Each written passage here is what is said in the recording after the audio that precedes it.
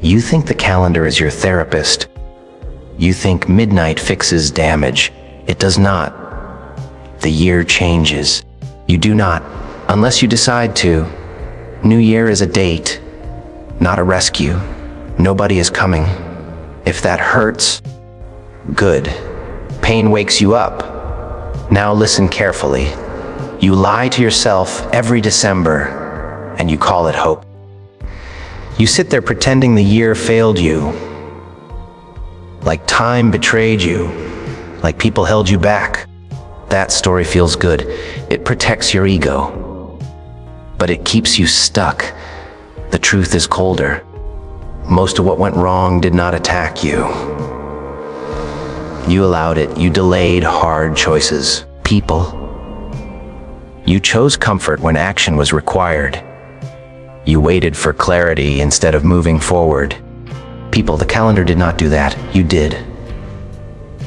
A new year does not erase patterns. It exposes them. You wake up on January 1st with the same habits, the same triggers, the same thinking loops. The only difference is the number on the screen. If your mornings were chaotic in October, they will be chaotic in January. If you avoided difficult conversations last year, you will avoid them again. Time does not change behavior. Awareness and action do. Self-deception survives because it sounds reasonable. You tell yourself you needed rest. You tell yourself conditions were not right. You tell yourself next year you will be ready. But ready is a myth. Progress does not wait for permission. While you explain, life moves on. While you justify, opportunities pass. And then you label the year unlucky to avoid admitting you hesitated when it mattered. Look closely at your patterns. Where did you quit early? Where did you lower standards? Where did you trade long-term results for short-term relief? Those moments did not happen once. They repeated. Repetition is identity in practice, and that is what the new year reveals. These civilized people, it shows you exactly who you have been training yourself to become. This is where responsibility enters, and most people run. Responsibility feels heavy because it removes your excuses, but it gives something far more valuable: control. The moment you say, "This is on me," you reclaim power. Power over your schedule, power over your habits, power over what you tolerate. Blame feels lighter, but it makes you weak. Ownership feels uncomfortable, but it makes you dangerous. You save yourself when you stop negotiating with your old stories. When you stop pretending that external changes will fix internal disorder. When you accept that your results are receipts of your choices, not your intentions, not your stress, not your past, your choices. The new year is not a reset button, it is a mirror. It shows you what you repeated and what you avoided.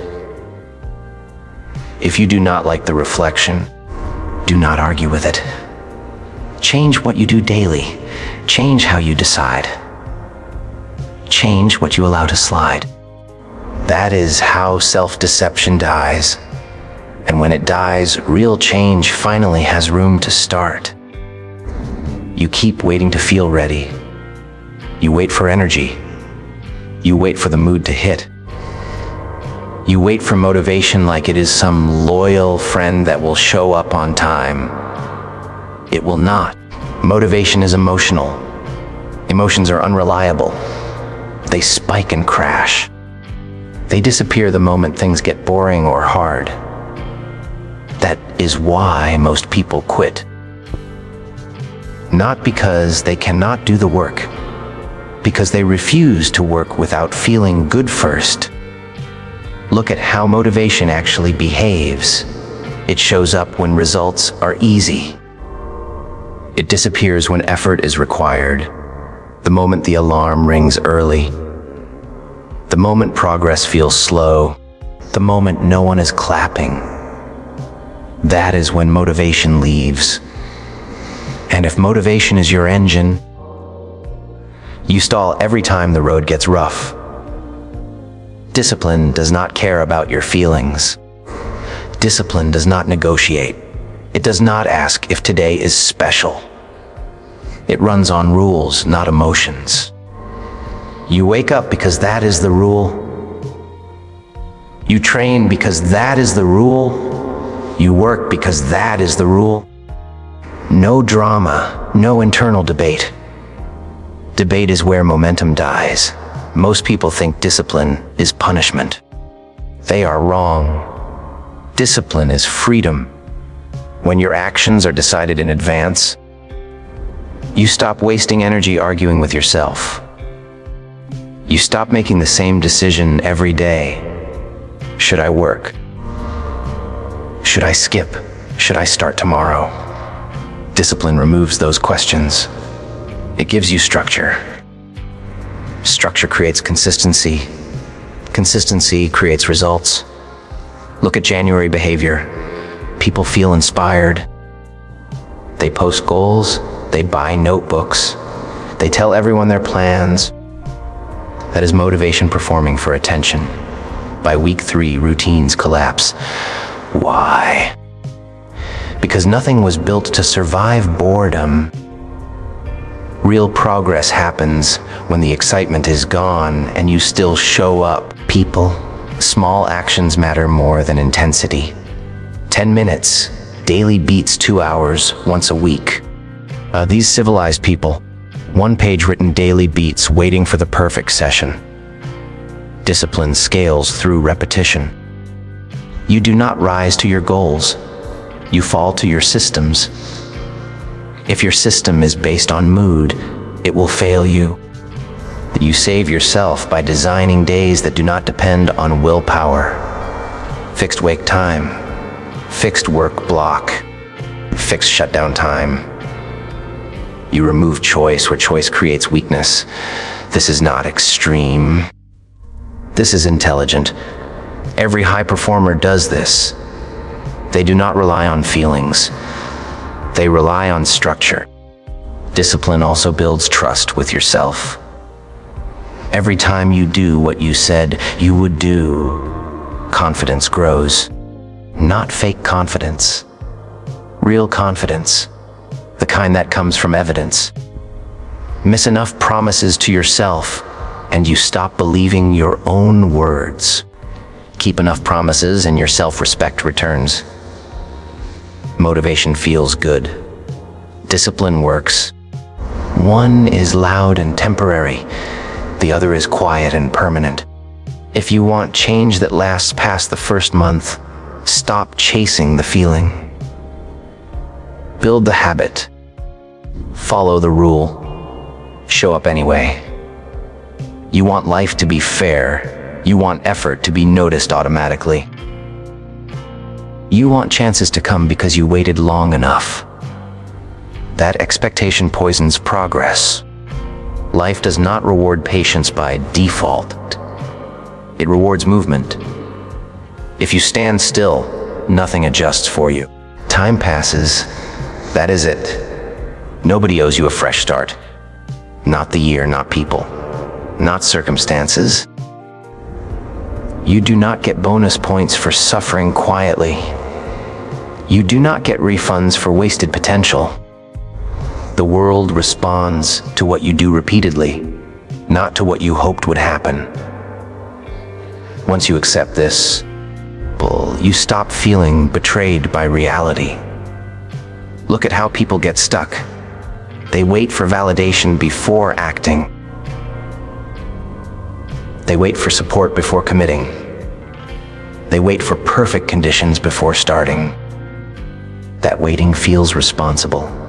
It feels mature. It is avoidance wearing a clean shirt.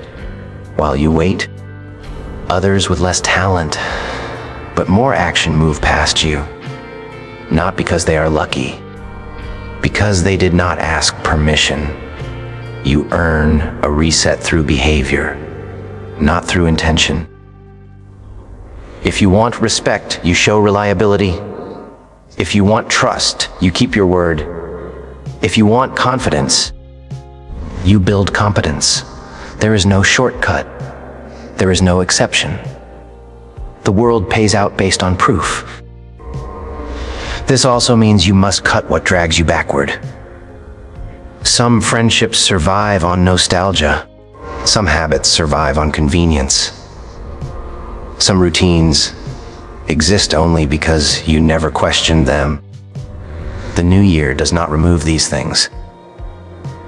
You have to, and it will feel uncomfortable. People will resist, and your old self will resist more. Comfort is expensive. It costs you growth. It costs you honesty. It costs you momentum.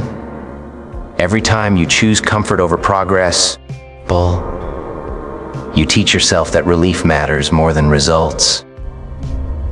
That lesson compounds quietly until years disappear. You save yourself when you stop expecting fairness and start enforcing standards. Standards for your time, standards for your energy, standards for who gets access to you, standards for what you allow to repeat. Standards turn chaos into order. Life is not cruel, it is precise. It mirrors what you tolerate. If you tolerate disorganization, you get stress. If you tolerate weak boundaries, you get drained. If you tolerate excuses, you get stagnation. Change what you allow, and the outcome changes automatically.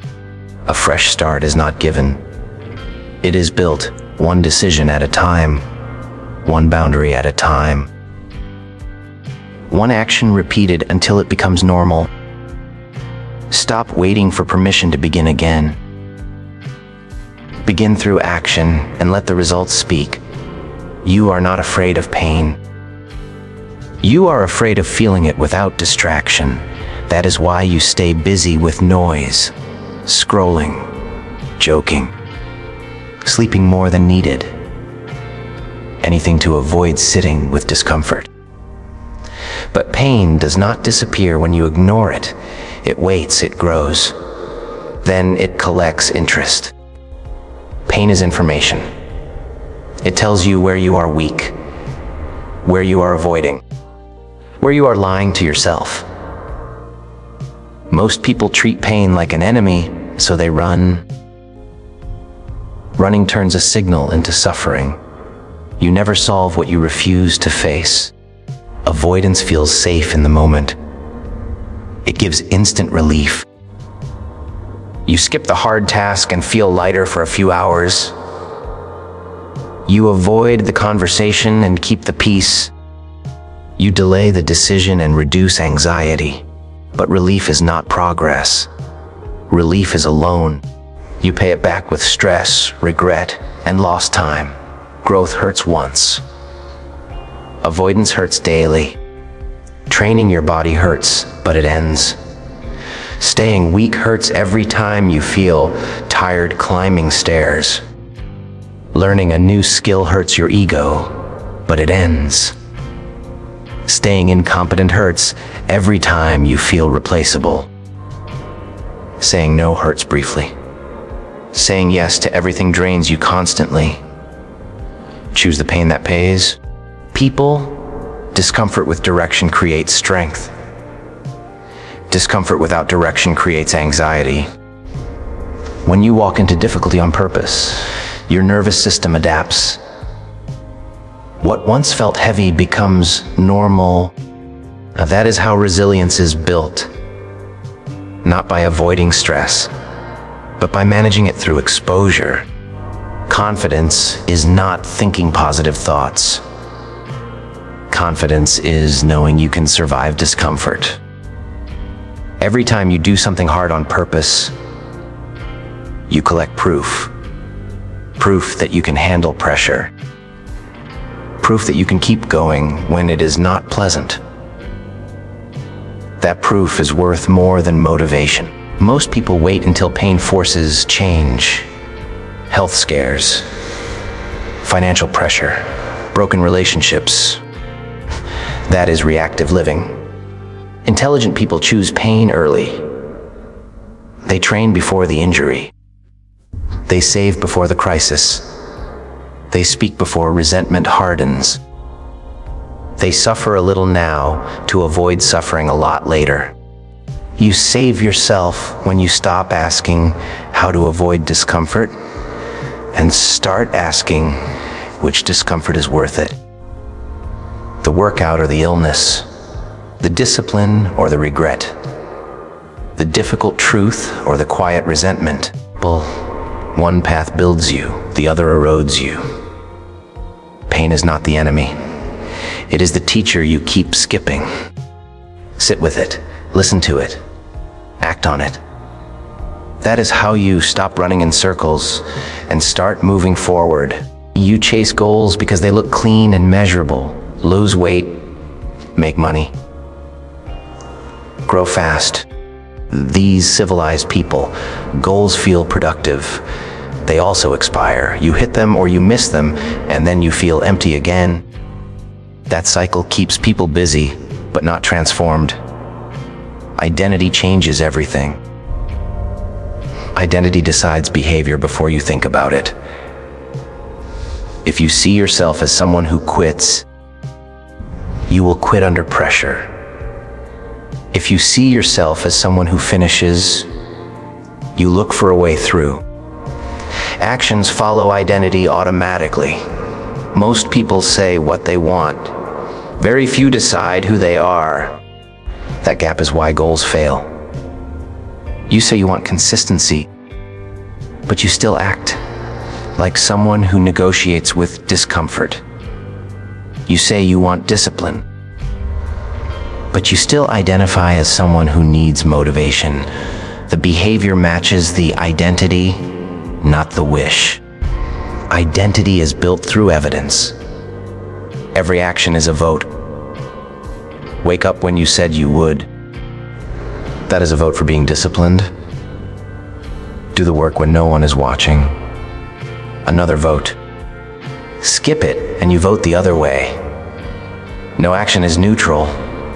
You are always reinforcing something. Stop using weak language with yourself. Do not say, I am trying. Trying leaves an exit.